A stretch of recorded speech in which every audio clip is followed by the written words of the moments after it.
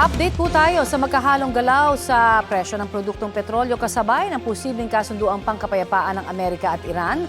Makakausap po natin si DOE Oil Industry Management Bureau Director Rino Abad. Magandang umaga at welcome po sa Balitang Hali. Magandang tanghali po sa inyong programa, Ma'am Connie, at sa ating mga kababayan po. Sir, kamusta ho ba ang kabuuang supply ng diesel at gasolina sa bansa ngayon? Sufficient pa rin as usual na maintain ho yung above 40 days supply ho natin ng gasoline, diesel, LPG. Ang kerosene nga ho, hindi ho bumababa ng more than 100 days supply ang kerosene ho natin. I see. Pakipaliwanag lamang po para doon sa medyo nalilito, bakit daw hindi pare-pareha sa lahat, no? At depende sa kumpanya at lokasyon yung adjustment sa presyo po ng gasolina ngayong araw? Hindi ho kasi ang nagsimula tayo sa mandated na isang figure lang ho ang adjustment kada type of product. But for the past 2 weeks, inalaw na ho ng Department of Energy yung range. Kasi nga, napag-usapan ho ito na for how many weeks with the oil industry na meron ho talagang diferensya sa premium, sa freight, sa insurance, at of course doon sa product. Kasi magkakaiba yung PEPSA, magkakaiba din yung volume ng ordering ng produkto ng mga petrol ng mga oil companies. Kaya dahil doon, inalaw ho natin yung isang ng range. At napag-agrihan with the oil industry na meron hong aabot halos na allowable adjustment na around 2 peso na range sa adjustment. Kaya meron ho talagang mula from one figure up to a maximum of figure yung binibigay ngayon na allowable adjustment. At hindi naman ho ito prone para maabuso kaya?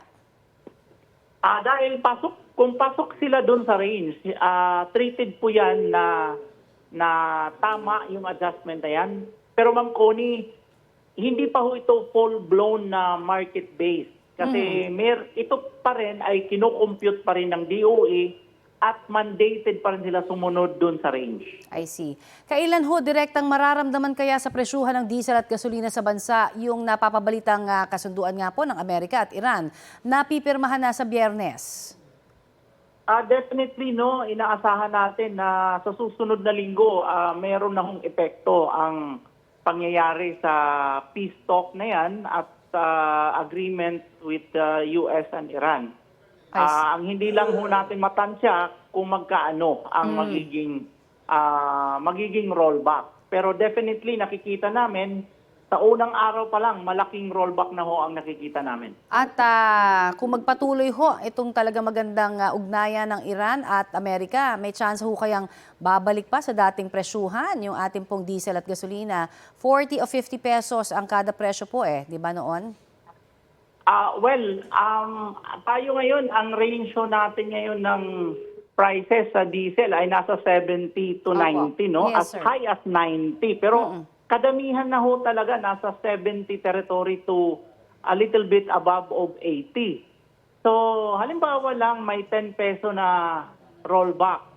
Balik na ho tayo sa 60 territory. Hindi pa ho iyan kapareho nung una na nasa 50 to 60, as high as 70 nung before the crisis. Pero, ang 60 to 70 ay malapit na ho. Ang inasahan ho natin by next year, 6 to 12 months na adjustment sa nangyaring gulo na to, ay baka ho mapanumbalik na yung normal na supply from Persian Gulf at makabalik tayo doon sa 50 territory. Pero for now, ang asahan ho natin from 6 months to 12 months from now, baka nasa 70 ho tayo at 8 to 80 territory. Maswerte na ho tayo kung matuloy pa yung pag-rollback, baka umabot tayo ng mga 60 territory. I see. So, definitely within the year, hindi pa ho natin ma-achieve, sabi nga, yung dating presyuhan. Yes, next year na sana. Yes po. Okay.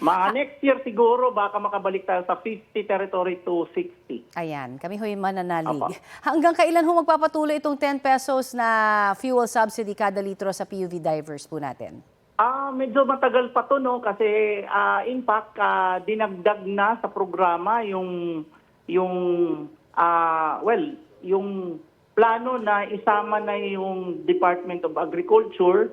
Inuuna ho natin yung mga trucks at saka delivery vans na ginagamit to transport agricultural products, yung mga gulay, sibuyas, kamatis. So ito ho yung mga inuuna ng Department of Agriculture. Kaya mukhang wala pa ho talaga dahil magsisimula pa nga lang ho ang dagdag na component nitong mga beneficiary, which are the trucks and delivery vans transporting agricultural products. So hindi pa natin makikita for the meantime yung hangganan o katapusan nitong 10 peso subsidy per liter ng government. Marami pong salamat sa inyong oras na ibinahagi sa Balitang Hali, sir. Thank you.